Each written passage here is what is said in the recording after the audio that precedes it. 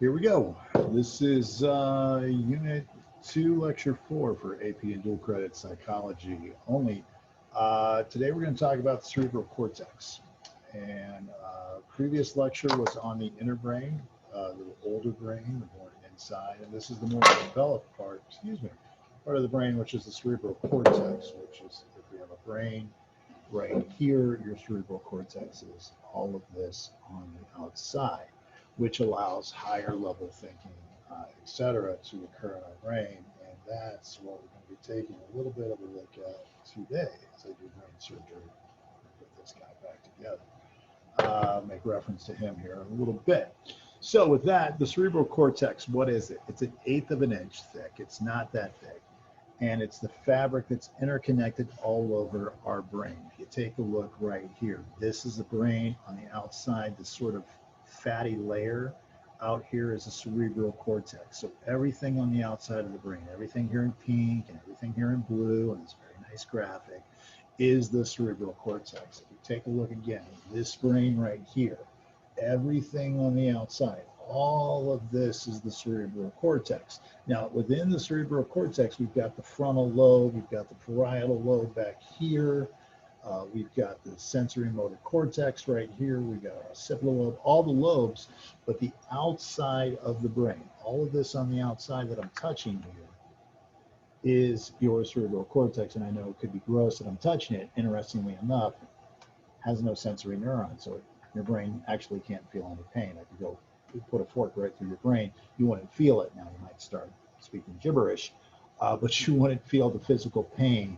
of anything on your brain. So again, 30 billion nerve cells around there. All the learning, all the reconnecting happens in this cerebral cortex. And the more of these little nooks and crannies that you got here gives you more surface level, and the more surface level you got, the more thinking, understanding, and whatnot you can do. If you take a look here at a rat's brain, the thing about a rat brain is already it's tiny. It's a little tiny brain. But you'll also know notice it's very, very smooth, which means you're not getting all these little crevices in this extra surface area, as opposed to a human brain here, which has all these valleys and everything else underneath it. Which is why if you took the brain of a rat and you flattened it out, it would be about the size of a postage stamp. If you took a monkey, it'd be about the size of a postcard. If you took a chimpanzee, it'd be the size of a piece of paper like this.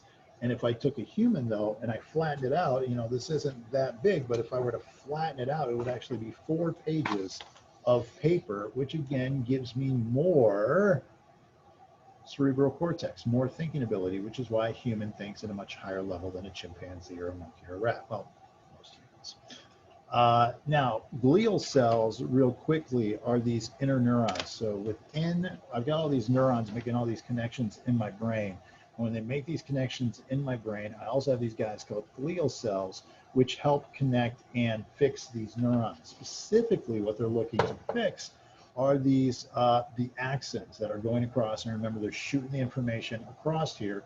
And the glial cells are kind of nanny neurons, which sort of clean this up and make sure that this doesn't have, you're not going to get the multiple sclerosis, the fiber is going to be okay, and the message is going to be shot across. So these glial cells will be there to sort of take care of that. Now, here's the trick. Since you may have, 9 glial cells for every neuron, some of these glial cells are actually connected to 2 neurons. So what could happen is as a message is sent across here and it's sent across there, they're connected with the glial cells. It's very possible for the message to jump across.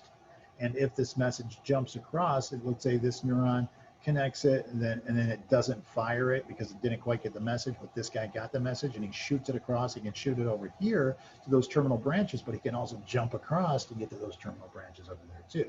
So again, this allows more, so not only does it fix the neurons, but it allows for more communication to happen within the neurons as well. Next part of your brain is your frontal lobe, also known as the prefrontal cortex. The reason it's called the prefrontal cortex is the prefrontal cortex is the outside of it, and then the lobe is what's inside of it. So if you're labeling it on your particular graphic, you could call it the frontal lobe, or you could call it the prefrontal cortex. I'll take either one. All right. The job of the prefrontal cortex, and this is very, very important, is first off, you should be able to label it without thinking. But the job of it is to make long-term plans, judgments, motivation. How do other people look at me? How do they accept me? How does this impact other people? Ability to recognize future consequences. This is the frontal lobe. This is the last part of your brain to develop. It is not fully developed until your 20s. And this is one of the big problems that teenage brains have, is that teenage brains are living in the moment. You got these new bodies, and you got these new sensations and all these other things, but how many times have you gotten in trouble with your parents? And and when you were sitting there and your parents said, do you not realize how this would impact other people? You're not thinking of how it would impact. You're just doing.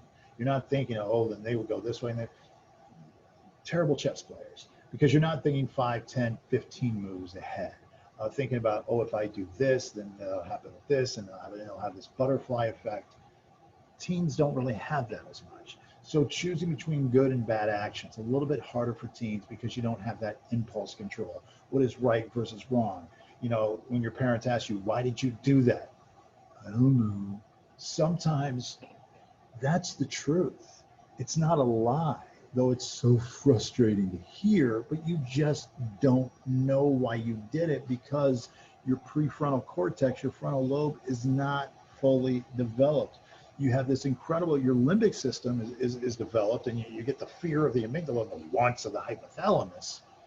But the logic of how I would get it isn't necessarily developed. So our emotional control, our ability to suppress socially unacceptable responses, you know, something that people like to say about little kids is, oh, they're so truthful, they're so honest. No, they're jerks. You know, the little kid will walk up to someone and go, why are you so ugly? That's not being truthful. That's no frontal lobe that would stop them from saying that. You don't just say that to somebody. It's not fully developed. All right. So again, the ability to repress some of the wants that we have, some of the desires that we have. You know, the fact that the hypothalamus just wants to play the video game, play the video game, play the video game, play the video game, when you don't have the frontal lobe to go, you know what, maybe we should be doing something else, and this is a little bit too long here.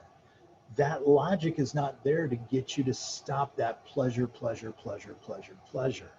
And the other trick is the others, not only do kids not have the fully developed frontal lobe, psychopaths don't have it. Sociopaths don't have it. The person who will murder somebody else without thinking twice. Most of us, we're not going to kill somebody else because of the empathy and, oh, I wouldn't want someone to kill me, or I wouldn't want to take someone away from the family. You just don't do that. The murder person does it. You know, most of us won't steal someone else's boyfriend or girlfriend. We won't do that because we wouldn't want it done to us. You know, the psychopath, they'll steal your girlfriend, and then they'll invite you to the wedding. You know, why the hell don't you want to go? You know, you should have kept her. You know, there's not that frontal lobe of thinking, how will it impact other people? So again, when the rest of the teen brain is fully developed, the hypothalamus, the amygdala, all that stuff is developed. I mean, even your ability to problem solve and do chemistry and whatnot, the frontal lobe, which is a very, very crucial part, is not developed until your 20s. So that ability to control, you have the impulses, but you don't have the ability to control the impulses. That you'll have later on. And I know a lot of you goes, well, adults are boring. No, adults are mature. No, you know, I have the same thoughts and everything else. I know how to repress those particular thoughts. Most of us do. Okay, so again, contains most of the dopamine sensitive neurons of the cortex. Teen susceptibility to depression may sometimes be traced to a lack of development of this. You know, you think that the problem is going to last forever and it'll never go away. And again, sometimes your anxiety can be traced to a lack of a frontal lobe, because your amygdala is just going warning, warning, warning, warning, and you don't have the ability to realize that these things are temporary and everything else. The stressed brain shuts down the frontal lobe. The unstressed brain allows you to sort of keep things in perspective and everything else, but the stressed brain doesn't allow you to do that. Somebody with chronic depression, you notice less activity, the warmer colors, more activity. I'm seeing everything, I'm hearing everything, but I'm not able to process everything in the same way someone who is a little bit healthier is able to do this. During times of stress, again, the frontal lobe will just kind of shut down. So the limbic system, my want center is in overdrive, my fear is in overdrive. And again, that's also why a lot of teens with depression, we'll talk about this when we get to adolescence, You know, adults with depression, it's sort of, I don't want to do anything, but teens with depression, all suddenly what leaves you are all inhibitions, and they tend to act out. You know, they tend to date a lot. They tend to experiment with drugs, alcohol, vaping, whatever, because you don't think of the consequences and how this is going to impact you down the road. You know the difference between right and wrong, but have difficulty regulating the behavior. Again, the common phrase amongst teenagers and young kids, I don't know what you do. I don't know. I don't know. I don't know. And sometimes you don't. You get to the end of the day, you're just sitting there and you go, man, why did I let that upset me? Why did I let that bother me? I just don't understand why. Because your frontal lobe is not developed. All right. And again, it won't be there until your 20s. Girls, late teens, early 20s. Guys, early to mid 20s by the time you get it. 25% of men on death row have a history of concussions or injuries to the frontal cortex. This is also why we got to make decisions about, you know, letting a 6, 7, 8, 9-year-old boy play contact football because he's taken that front of his head and pounding it. It still hasn't developed yet. You know, it's like eating Jello before it's done. You don't want to shake the Jello around. You want to let it sit. You want to let it set up. But when you're beating the hell out of it, it's going to be harder for that frontal lobe to develop. So again, stress levels, fetal malnutrition, all of these impoverished conditions can lead to a lack of frontal lobe development. Story of Phineas Gage in 1848 was, and I think I mentioned this before, when we were talking about the history of psychology, or when we were talking about case studies.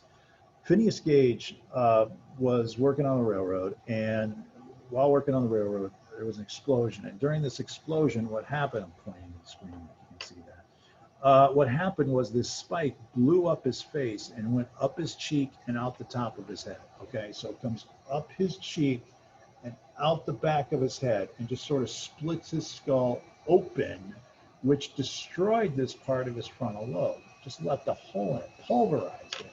Now, this is 1848, this is pre-Civil War, and you're out working on the railroad. There's no little, you know, medical center you can take them to.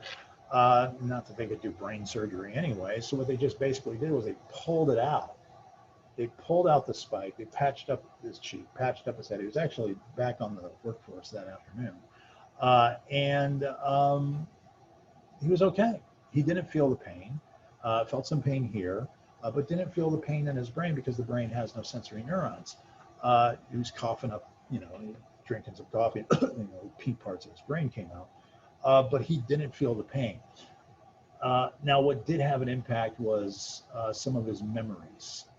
He started to lose, but not just that, he started to lose his moral compass. People would point to Phineas and go, you know what? He's starting to steal. He never stole before. He's starting to curse a lot. He never really cursed before. He's starting to lie. Phineas never lied before. Now, again, you get a spike at the face. It's going to change. It's going to change the way you act a little bit. But people were just sort of noticing a different Phineas and didn't think twice about it. Now, as we've gotten to more modern medicine in the last 40, 50 years, they've gone back and they've looked at Phineas and they've dug up his body and they looked at his skull and done all these nice things with it.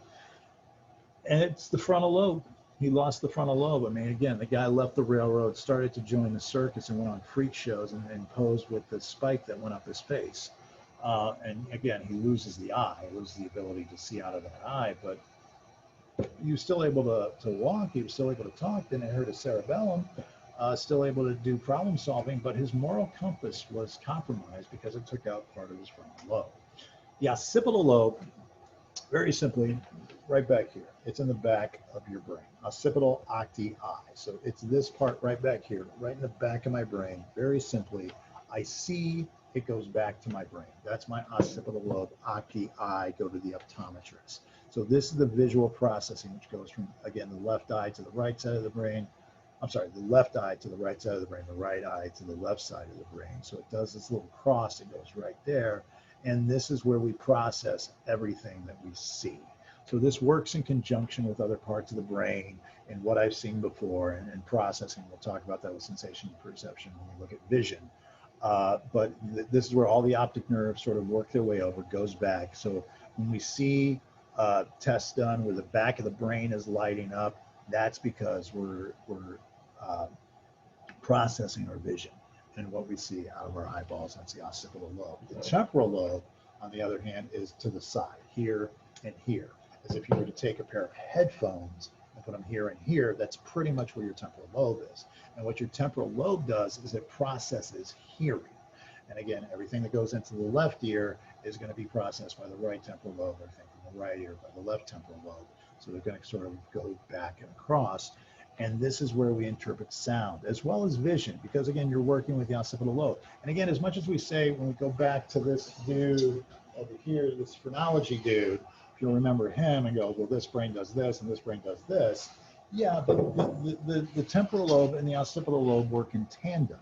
Whereas what I see can impact what I hear, and what I hear can impact what I see. They're sort of working in conjunction with one another. Our brains aren't very fast compared to a computer. A computer can process things faster.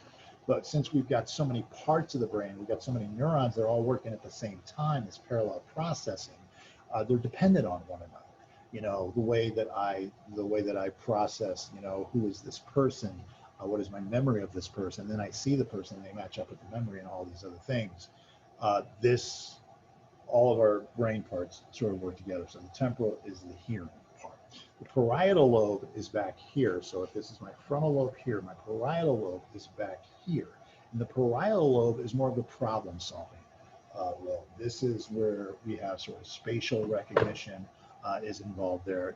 My logic, numbers, my manipulation of objects, my problem solving abilities are back into my parietal lobe. And if you've got more access to it, or suddenly a growth in a particular part of your parietal lobe, it gives you more neurotransmitters to solve these problems. Albert Einstein had a larger developed parietal lobe in the left part of his brain back here, because the right hand was playing the violin, which made the parietal lobe on his left side a little bit bigger and his right side a little bit bigger, because he manipulated there as well. So this sort of movement and playing the violin actually helped him in his parietal lobe, and it increased his ability to problem solve, is the theory behind that. And again, this is the idea of people who are in band, orchestra, things like that, tend to academically do a little bit better because of that constant exercising of the brain, of the sensory motor cortexes, but also the problem solving of what note, how to do that, and all those other things. That's the parietal lobe. Now, within the parietal lobe, so if this is the frontal lobe right there, temporal lobe, occipital lobe, this is the parietal lobe. Two parts of the parietal lobe are these particular cortexes. And what you have is the sensory cortex and the motor cortex. Okay, the sensory cortex is here in blue, the motor cortex is here in red. So again, here we got my frontal lobe, here we've got my parietal lobe, and right up top here, the outside part of the brain, the cortex, part of the cerebral cortex, is the sensory cortex and the motor cortex. Motor, then sensory. Motor's up front, sensory is in the back. Think alphabetical order, MS, like myelin sheath. So the sensory cortex is everything that we sense, every stimulation that we get. The feeling when my right hand gets this pencil to hit it, goes up those afferent neurons at my brain, goes up to my sensory cortex on the left side of my brain. And there's a part of my sensory cortex you'll see here that is specifically designed for my hand. And since that's specifically designed for my hand, that's the part that feels it. Okay, so everything, every part, my brain is divided through my body. This right here is sensory guy. Please ignore the bad part. It's a bad part, but it's an inappropriate part to show in a high school class. Whatever. All right, but in the sensory cortex, and I say don't look at it now, you're looking at it. But when I say the sensory cortex is divided to sort of take on the experiences from all of these different parts, and we're pre-wired for that. You'll notice that, you know, more of it's designed for the tongue than it's designed for, say, the shoulder or the neck or whatever, less dedication there. And what you see is the proportion of this guy, the bigger the proportions are on him, the more that is the body is dedicated to those particular sensations, the tongue, the mouth, whatever. Now here's where it becomes tricky. Let's say you've got an amputation and you lose your left, your leg below your left knee. All right, well then what's suddenly happening over here is the part of the parietal lobe that's in charge of my leg doesn't get the messages anymore. So that part of the sensory cortex that was getting those messages, suddenly it's not getting messages anymore, and sometimes it'll make up messages, and this is where we have phantom pain and stuff like that. So when we lose a finger, we lose an arm, whatever, what happens is the brain sort of retrains itself to go along. So again, if I were to lose part of my leg, then what happens is the part below my knee gets more of the sensory cortex dedicated to that, which is going to allow me to balance on a prosthetic leg a little bit easier, because suddenly that part of my knee is much more sensitive on the left side than it is the right side. That's the sensory cortex. The other, right behind the sensory cortex, is what is called the motor cortex. And the motor cortex is the part of my brain that is telling other things what to do. And this right here is motor man. Notice the lips, very, very big. Notice the hands, incredibly huge, because think of all the things that we ask our hands to do: text, pick up, manipulate, type, whatever. Very, very, very much of our brain is dedicated to this. And again, lips to move from mouth, etc. And what you will notice, if you're someone who's watched Grey's Anatomy or some other medical show, when they do brain surgery, they'll ask a person to do a particular activity again and again and again, because then they can see the brain active. This is actually open brain surgery. I think they were doing in Italy, and they were asking this woman to, I forget what it was, I think it was stuff olives or something, an activity that she'd done again and again and again, because they wanted to make sure how her hands were working. They wanted to observe this and do a manipulation so they could focus on her motor cortex, which was dedicated to these hands. Sometimes I'll have somebody sing. Sometimes I'll have somebody play an instrument, because they want to make sure that they're not destroying a part of their brain that enables them to do that. Also, the fact that when you have the motor cortex hooked up to things, you can see that part of the brain light up right before they do an activity. You ask somebody to snap their fingers. If I ask someone to snap their right fingers, the left part of their motor cortex would light up right before they made that snapping sensation. So again, that is the motor cortex. And again, if we lose a leg or a hand or an arm or whatever, that part of the brain will rewire to sort of take care of something else, and that's the plasticity of our brain. Some other things are on the sensor and motor cortex. Now, the association area of our brain is basically everything that is not sensory or motor. Okay, so everything in the frontal lobe, everything in the parietal lobe back here, all this gray area allows higher level thinking. So the gray area of our brain, you'll notice the human right here, that's not pink, that's not blue, that's not a motor cortex, not a sensory cortex. All of this allows higher level thinking. Again, more frontal lobe. You'll notice a cat doesn't have a lot of gray area or a frontal lobe. You know, he's not, I have a cat. He doesn't really care about what I think about him or anything like that. He just sort of does what he does. Doesn't have a lot of frontal lobe. Rat, very little gray area there. Some memories, whatnot. Chimpanzee, a little bit more, a little bit better memory, a little bit more able to build things and manipulation, etc. This is the gray area of the brain. And as we get older, the gray area increases in our brain. You'll notice here, again, we're taking a look at a human brain. The top of the brain, how active it is, or how much gray matter we have. We don't have a lot at 5 or 8, especially that frontal lobe that we talked about before. But by the time you become 20, you got more gray area, which allows for higher level thinking. 3/4 of the human brain is this gray area, which allows higher level thinking. This is also one of the things that bothers me, is when somebody goes, you only use 10% of your brain. It's not true. Anybody that says you only lose 10% of your brain, tell them, do me a favor, leave 90% of your brain. Leave it with me. And then let me see how your day goes. We use all of our brain. We may not use it all at the same time. We may not use it all to the efficiency that we could. But to say that you don't use all your brain, it's like saying you don't use all your house. I don't use all my house. When I'm sitting in my living room, I'm not using my bedroom, but I still need my bedroom. All right, so I'm using all my brain. I just don't necessarily use all of it at the same time. It's not all firing at all signals all the time. That would be anxiety. So again, we use all of our brain, but do we use it? But we never fill up. We never use it to its absolute capacity, because then that would not allow us to learn it. But we do use it. Plasticity of the brain. Plastic, this is something that's plastic. Plastic has this ability, I need to mold this to fit this, and this is plastic as well. So plastic enables to take shape. Any sort of shape I want to make something, I can do that with plastic. And then if I wanted to, I could melt this down and I could reshape it to something else. That's plasticity. So the plasticity of the brain means that our brain is never fully developed. And if there is some sort of adjustment or adaptation that we need to do, we can do it.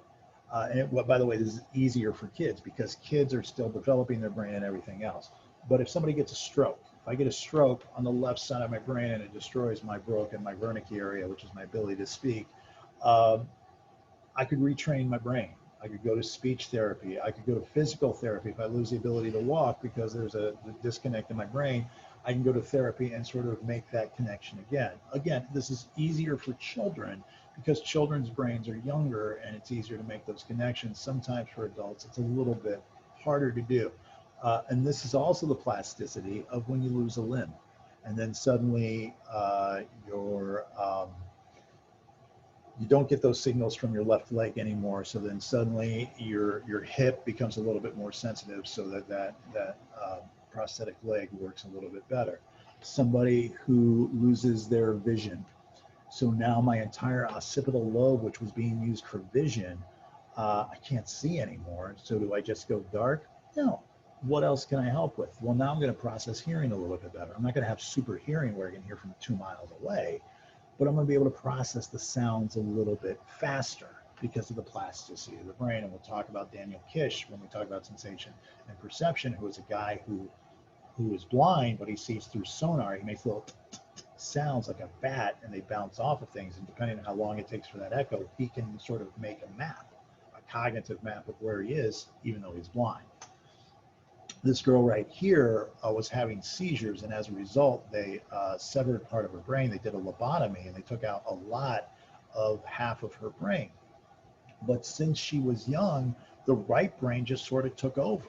And all these things that were done by her left brain are now done by her right brain, which is an amazing story. So other things there on the brain and the brain's plasticity that you can take a look at. Now, the two sides of our brain. Let's get away from the fables and the fiction of this. I'm a left brain person. I'm a right brain, but you're an all brain person. You use all your brain. Some parts of our brain are more efficient than others. Some of us are a little bit more mathematical. Our parietal might be a little bit more in action. Some of us a little bit more empathetic. Our frontal lobe might be a little bit more in action. But we use all of our brain. We just don't use it all to the same level. The left side of our brain tends to be a little bit more logical. So the left side of our brain tends to go with logic, whereas the right side of our brain tends to be a little bit more creative. Now, someone will go, well, I'm a very logical person, so I'm a left brain person. Well, yeah, maybe when you're recognizing those letters with the left side of your brain, but the right side of your brain also is looking for the spacing of the letters, the pattern of the letters, and all those other things. So even though the left brain's being used more, the right brain's still being used. When it's face recognition, the left, logically, where have you seen this person? The right, the emotional connection you made to that person, to be able to recognize that face. The sounds that you're hearing, the left brain, which is the language side of your brain. We'll talk about the Wernicke and the Broca area here in a second, but that's going to process language at a much higher rate, whereas the right side is also going to have the emotion of the language. Is it Shakespeare? Is it a song? Whatever. And again, women tend to be a little bit more right brain, so this is why women tend to remember names a little bit better, recognize faces a little bit better than men. So we're using both sides of our brain. We just don't use them necessarily at the same efficiency. So when we talk about the left brain tends to be a little bit more logical. Language, linguistics, my ability to write, math, analyze, just the facts is the left side of the brain. The right side of the brain tends to be a little bit more creative, spatial reasoning, looking for patterns, recognition of faces. Men tend to focus a little bit more on the left side. Women tend to focus a little bit more on the right side, especially in recognizing people or telling stories. Guys tend to use fewer words because they're more left brain people. Women, more emotional, want to tell the whole story, tend to be a little bit more right. And again, I'm speaking in generalizations here. For example, if you take a look at these two faces, we got two faces, and these faces are simply mirror images. We just took this face, flipped it, and made it this face. All right, so we just basically took this emotional side, put it on that, we put this emotional side on that. So they're the exact same face. They're a mirror image of the exact same face. The question is, does one of the faces look a little bit happier? And does one of the faces look a little bit more sad. And even though they're the exact same face, just sort of flipped open, a lot of people will take a look at this face right here and go, you know what, this one seems a little bit more sad. It seems a little bit more happy, even though they're the same face. I can see, I mean, I see the happy, but I'm drawn to the sad.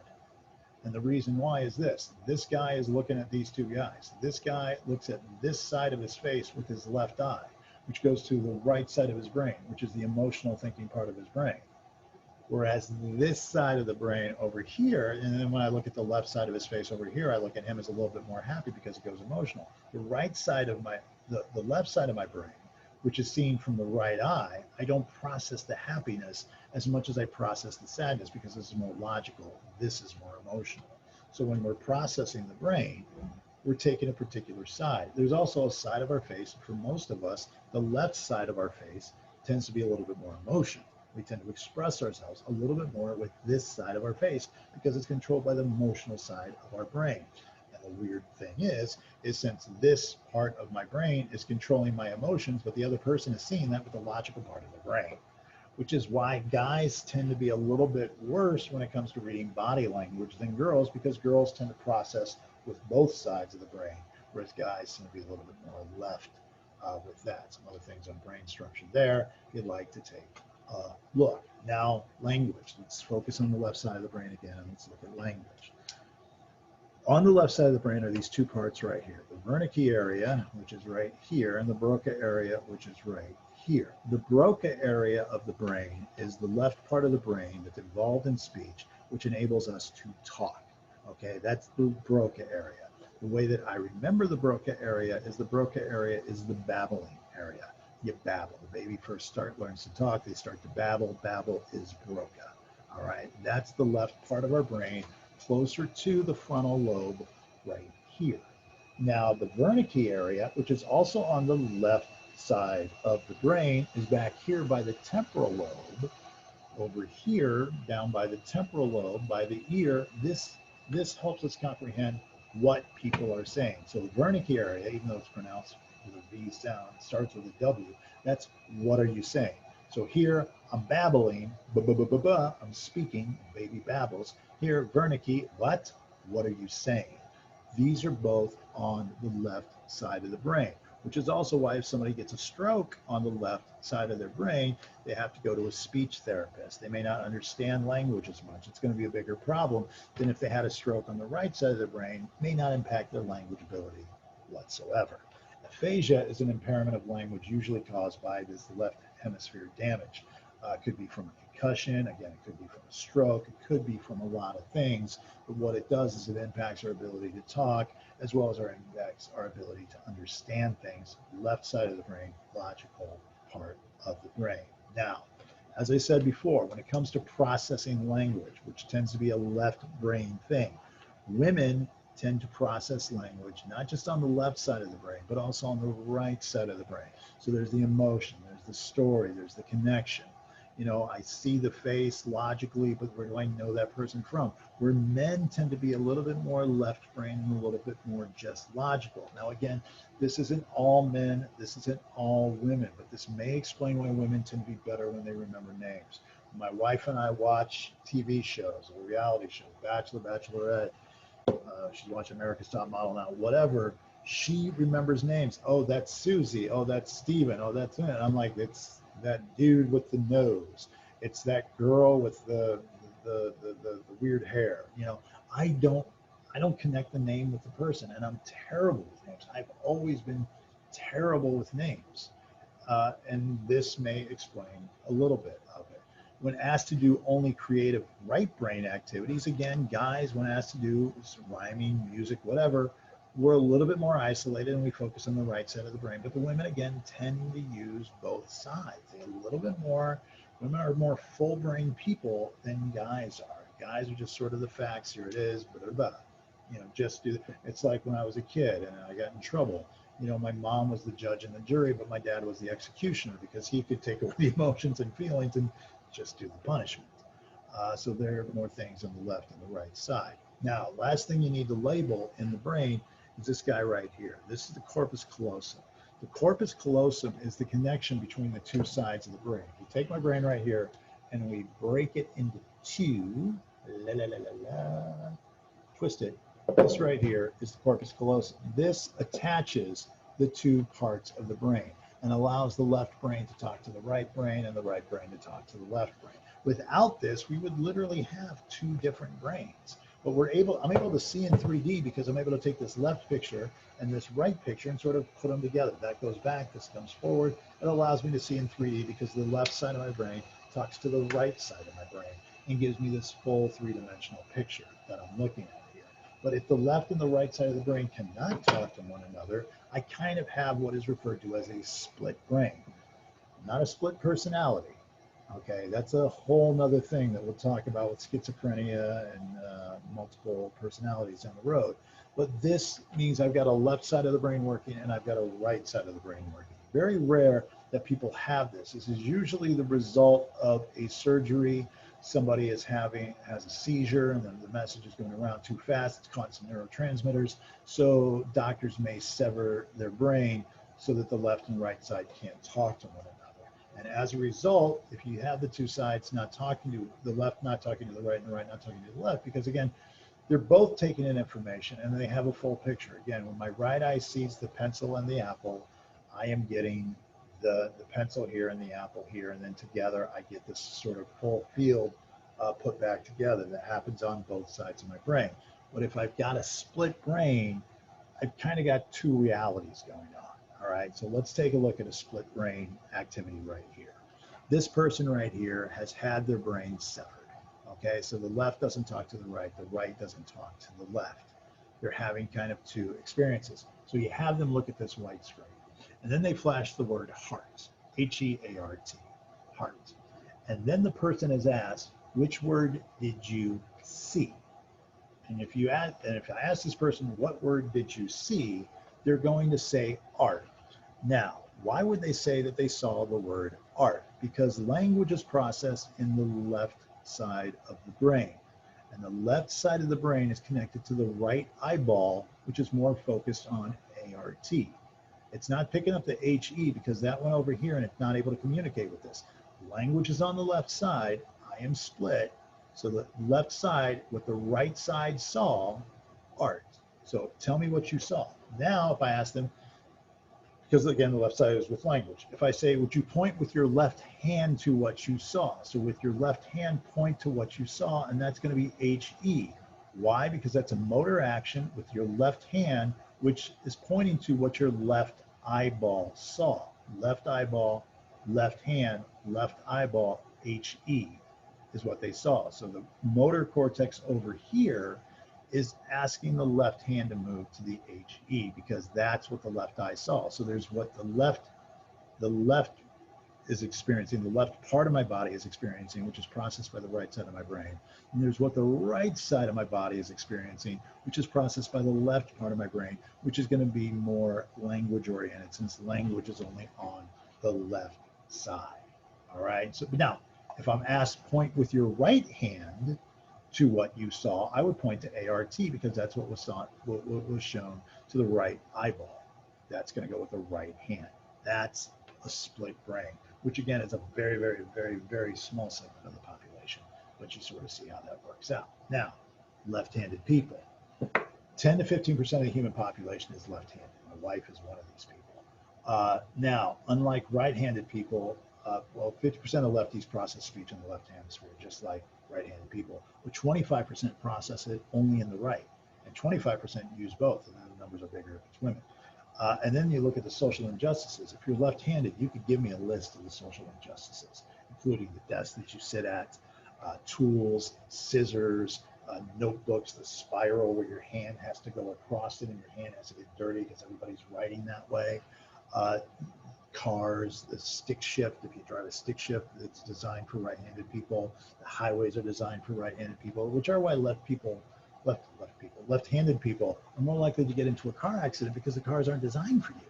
The roads aren't designed for you.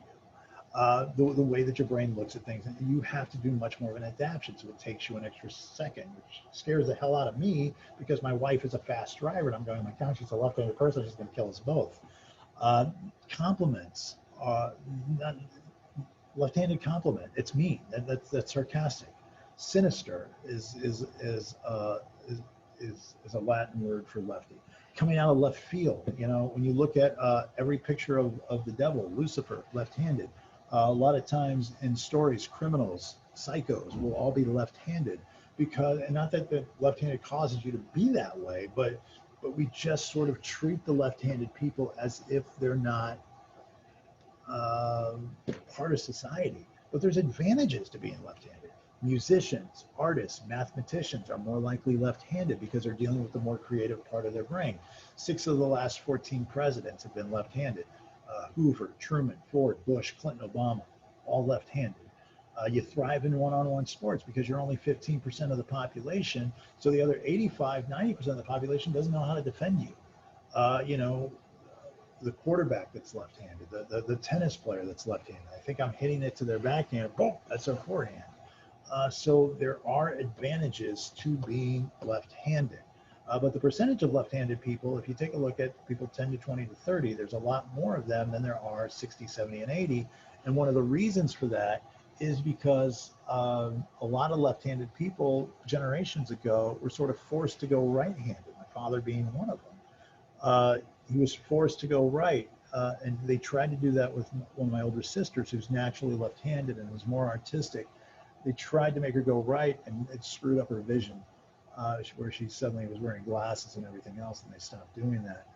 My wife, who is left-handed, very artistic, and art makes her happy, and it's her happy place, and connects and all these other things. So there's some more facts there for left-handed people as well. You want to take a look at that, and the PowerPoint shows you the perils of being left-handed. Take that with a grain of salt. All right. So that talks about the outer brain. There's some more stuff on how the brain works if you want to read through that or through that, which reviews what we just talked about. So that takes us through the outer brain. Next thing we're going to talk about is the endocrine system, which will be the communication which happens through hormones.